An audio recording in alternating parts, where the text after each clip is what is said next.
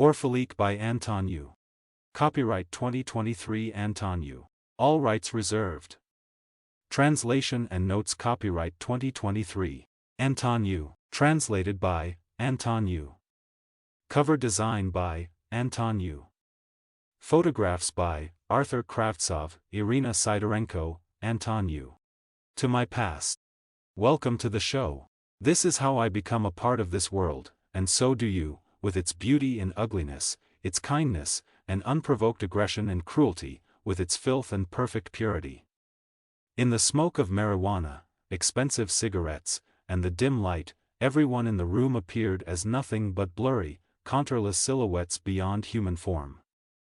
However, upon closer inspection, one could notice a man in a tight leather collar and muzzle, writhing under the lashes of whips, squirming like a snake or a dog that immensely enjoys the caresses of its master. The rich smell of smoke eventually mixes with the persistent odor of male and female orgasms. From the depths of the room, male moans, passionate and fiery, and female cries of ecstasy and pleasure are heard. In the slow motion of the dim red light, it seems that the walls, covered with silk and brocade, breathe and move in rhythm with those present. From time to time, the moans subside and reappear, rising in pulsating beats to the ceiling and then returning downwards. The outlines of women's breasts, bold and young, and men's backs with their tender curves, flickered in the gently aggressive illumination of the red spotlight. The fingers of hungry and aroused males and females slid simultaneously across the skin, quivering and velvety, touching the most hidden corners.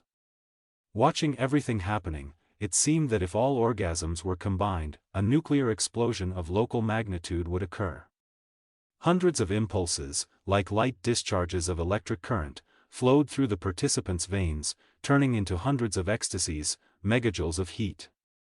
But the celebration always comes to an end, and one must go, regardless of the destination.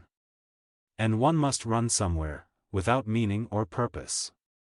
And the days will again revolve in a cycle. And the nights will flow in their usual rhythm, framed by the glow of dim street lamps and the soft noise of city sewage and drain pipes. The red light that periodically appeared in the room also seemed to accompany outside. A rat of enormous size, wet from the rain, scurried along the sidewalk and disappeared into a manhole. Soon, a new day will dawn, bathed in sunlight. And soon, there will be an evening scorched by November fog. And again, a day.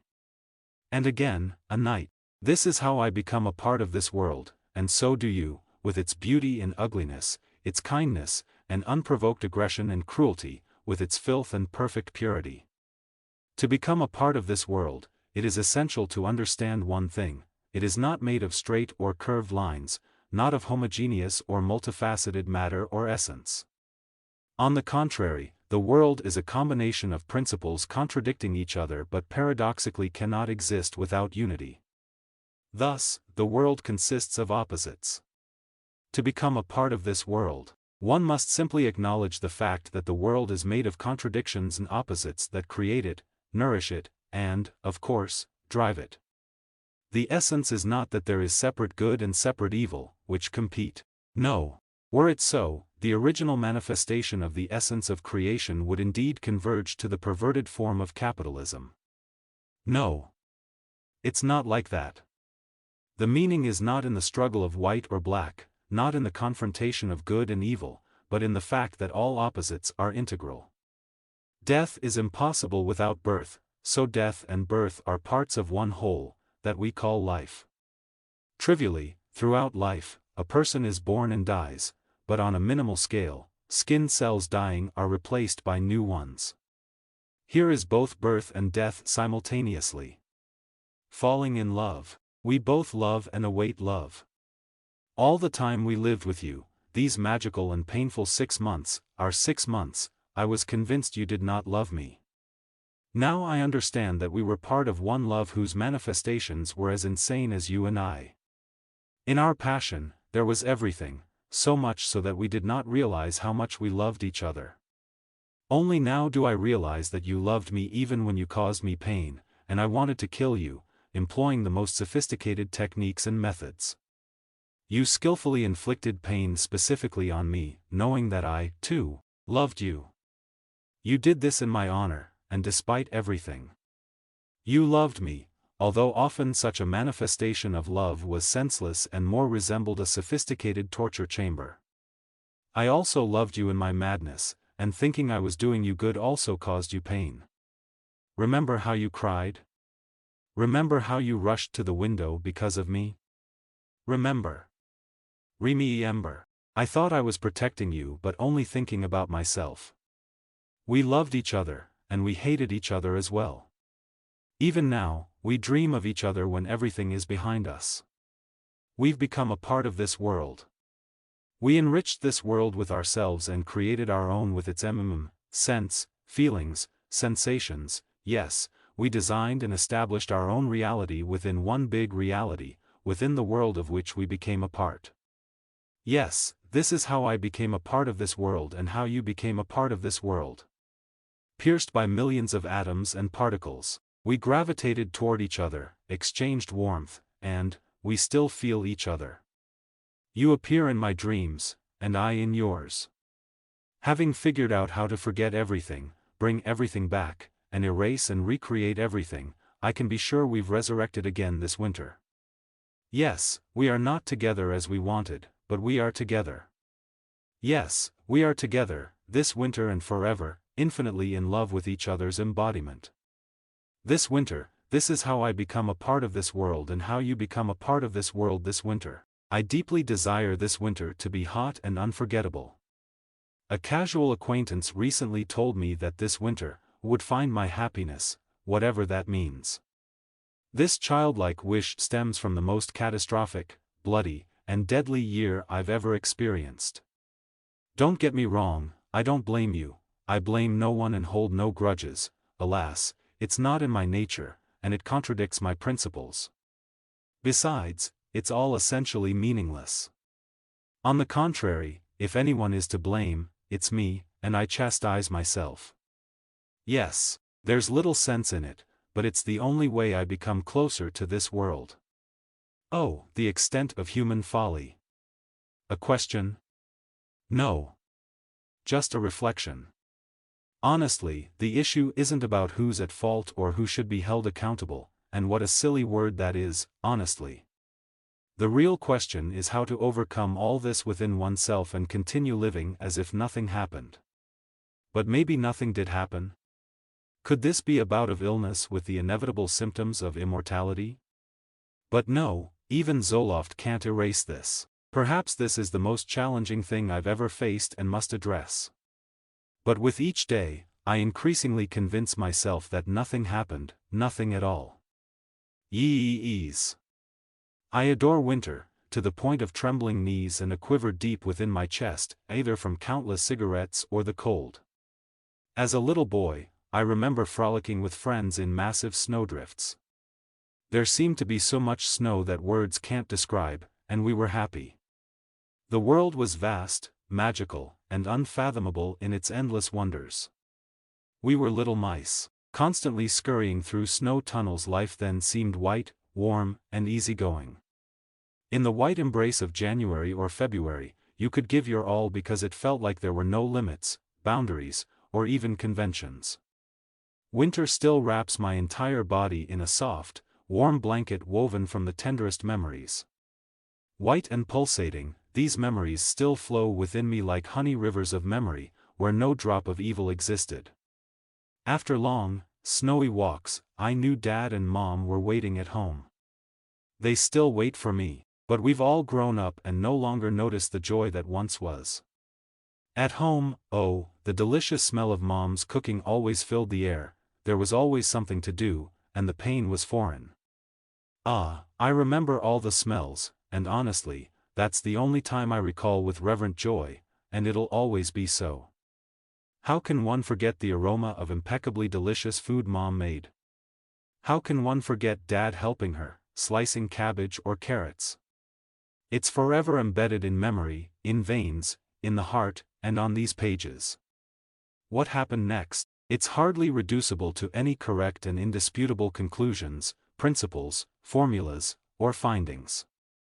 Everything went as perhaps someone intended. At that time, my tenderness began to be replaced by a fearful suffocation that constricted my neck and chest, making me not want to breathe, or even desire not to breathe.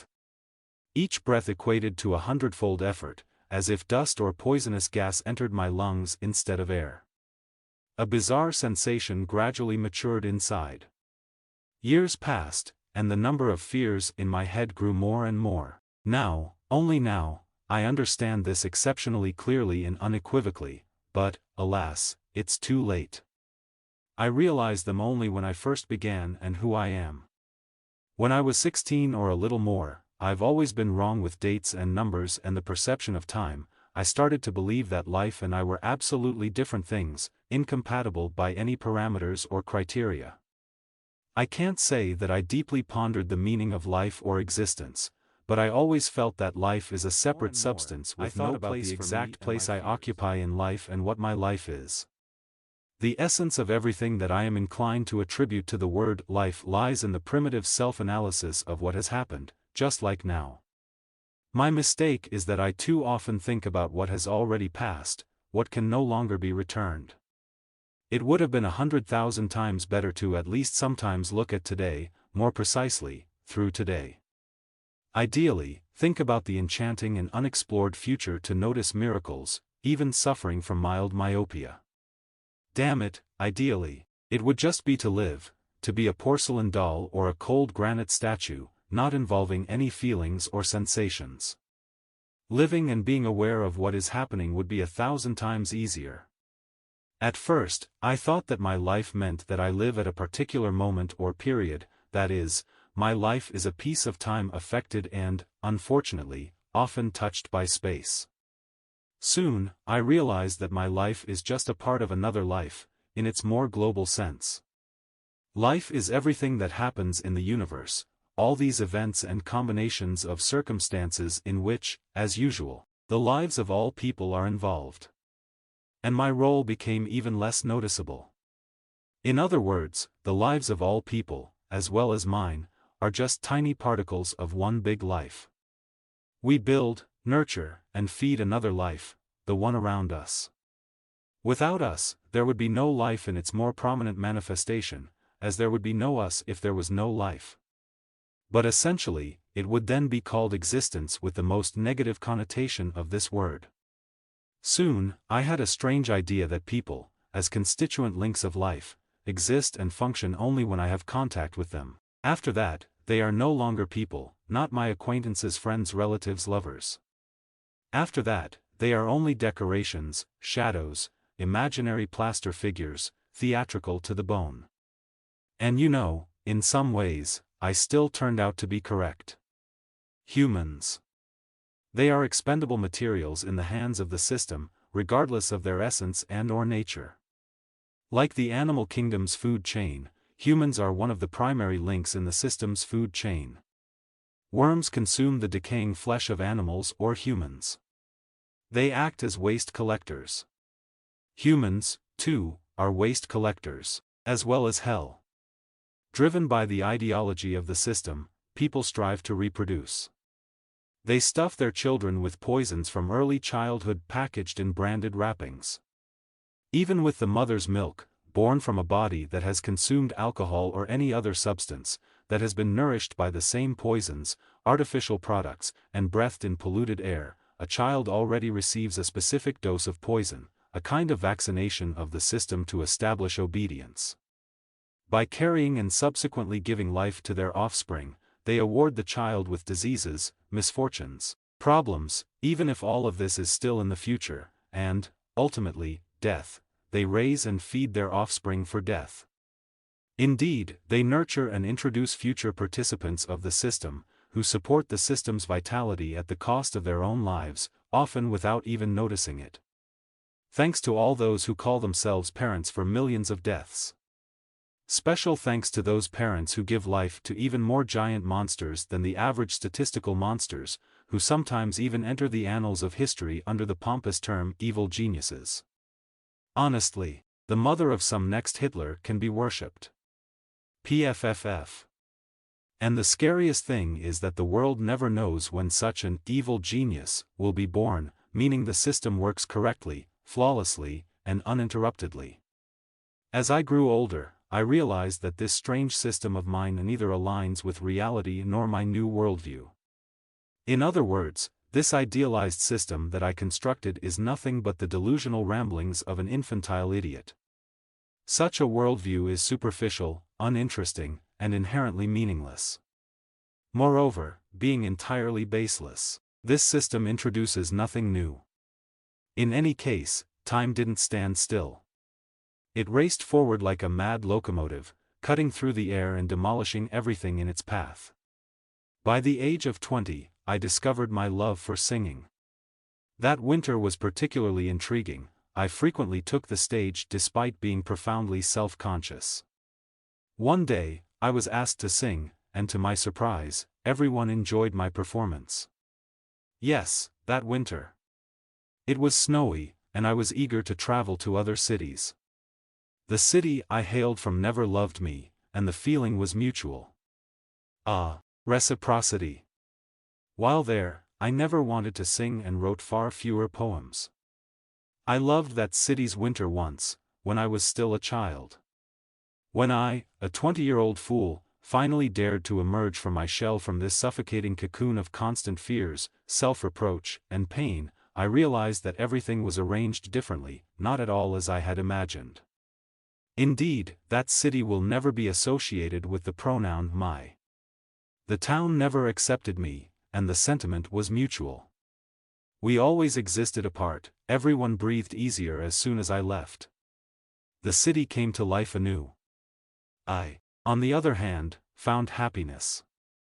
Yes, everything was different, unlike the book descriptions and my beliefs. On the one hand, this realization delighted me because an entirely new path, previously visible but perceived differently, unfolded before me.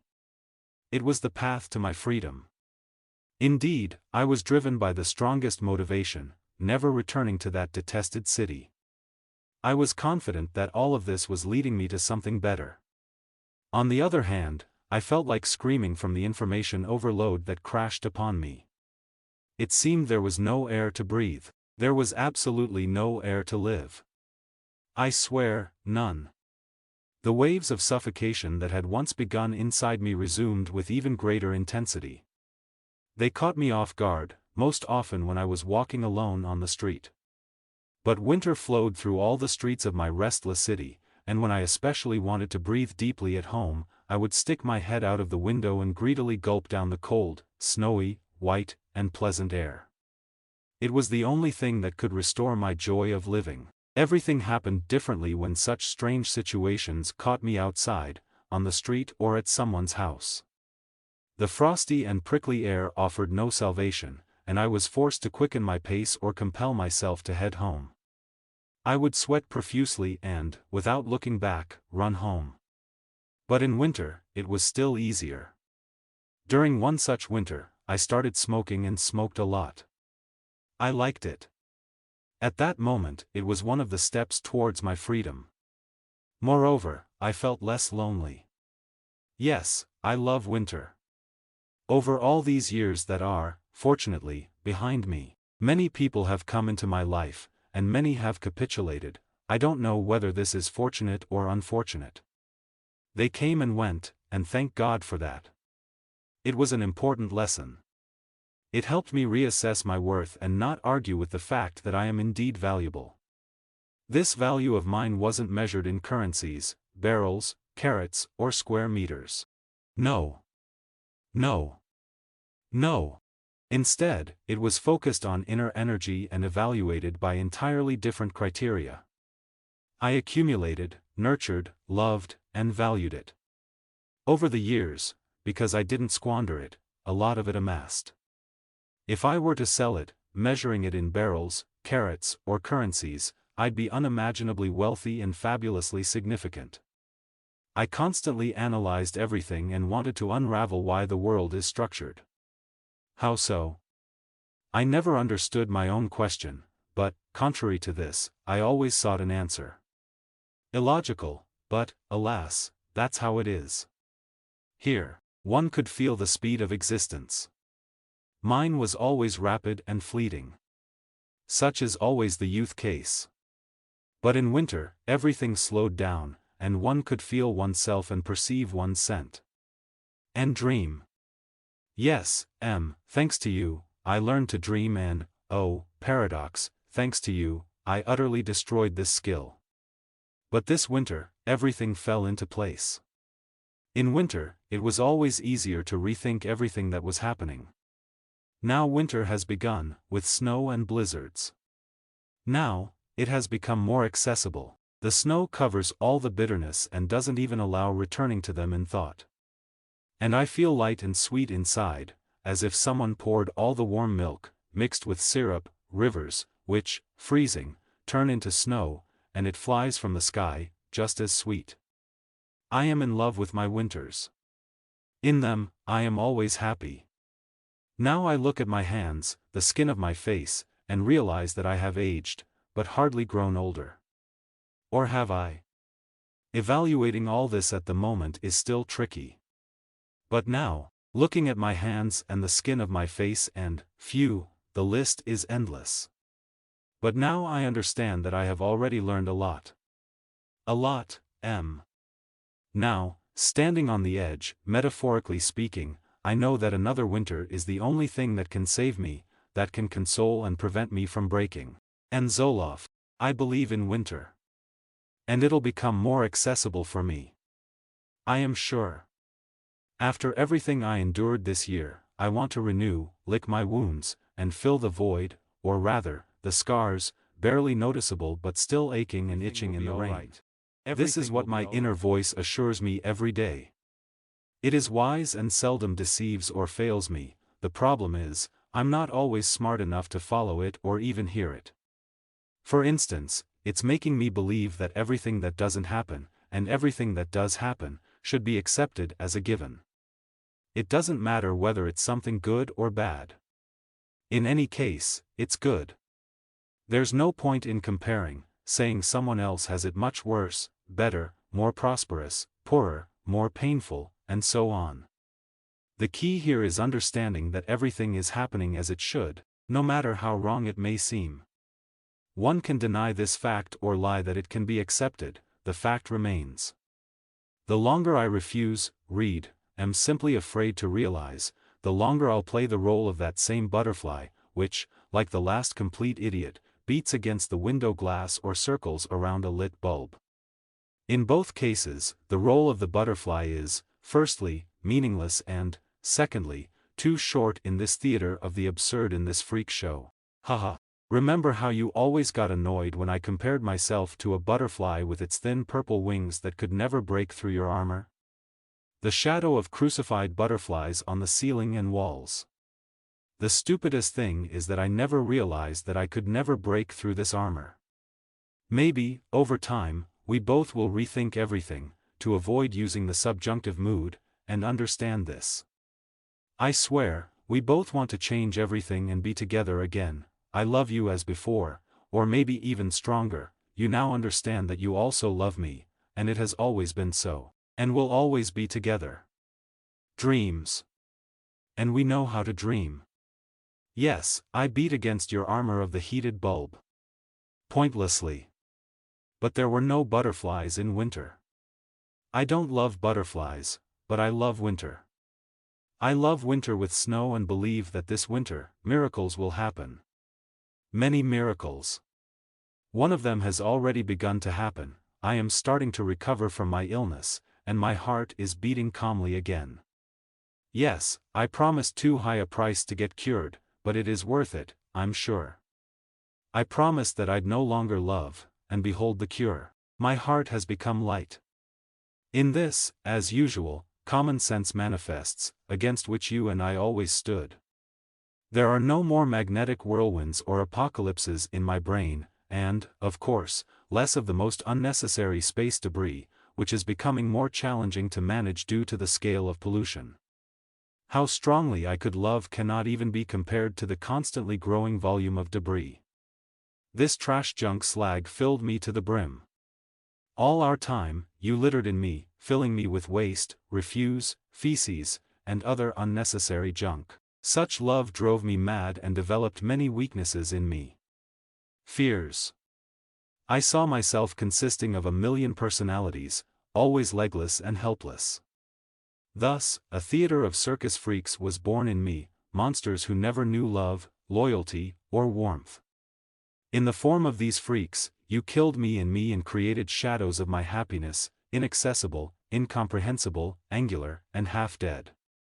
Now, my inner circus of freaks continues, as it always has, to entertain the crowd, meaning my existence is not in vain.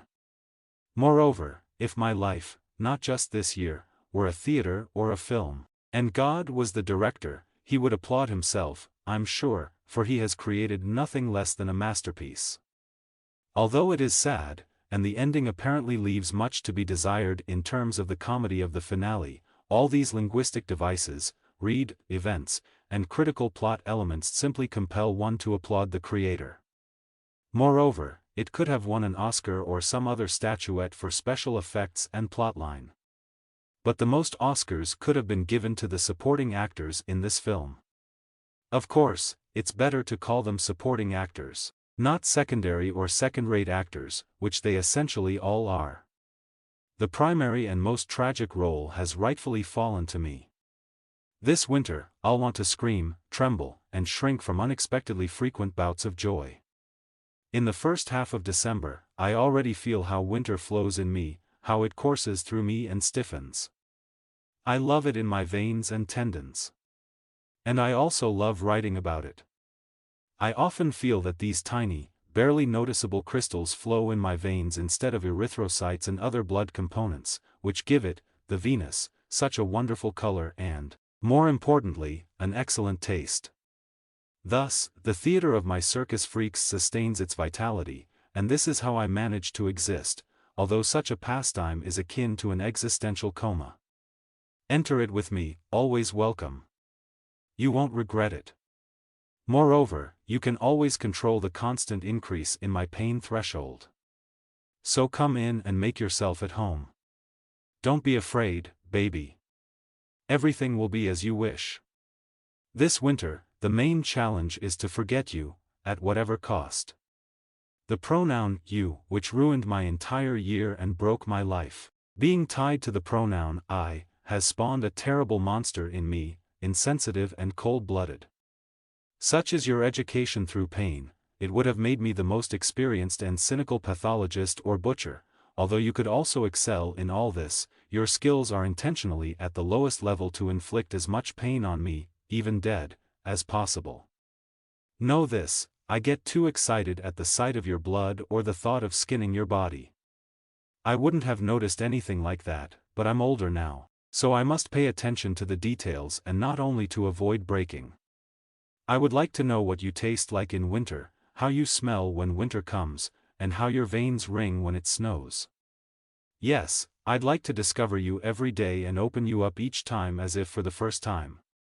I won't hide it, this winter, would want you beside me, only you, to taste you with my mouth. I am still interested in how you smell there, what your taste is there when it's winter, it's different, I'm sure. If you were to flow in me again, I'd perceive it as the movement of snow within me, and I would start singing again. And I'd be happy. I'd want to kiss your cold lips and sip the jelly of your saliva. I'd give you everything if I could, read, if allowed. And you allowed.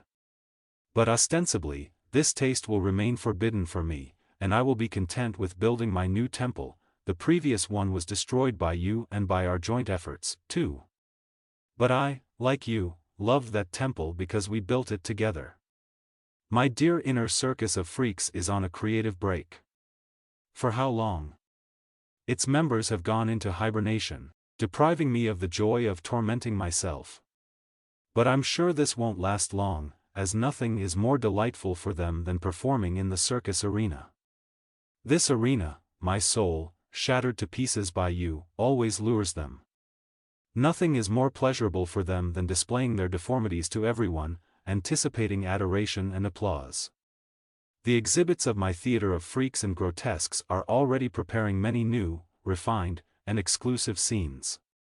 My internal presentations, freaks, nurtured by you, at least you created something in me, are destroying me like parasites, but I can't get rid of them because I love them, as they are the only thing left from you.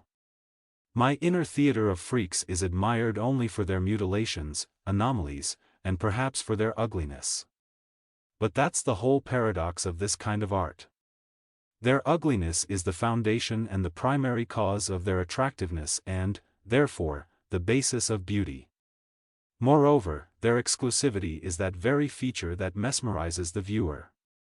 Although looking more globally at all this, it's immediately apparent that people love the freaks who perform in such circuses only because, against their backdrop, they feel like those they want to be, more successful, more beautiful, and simply better.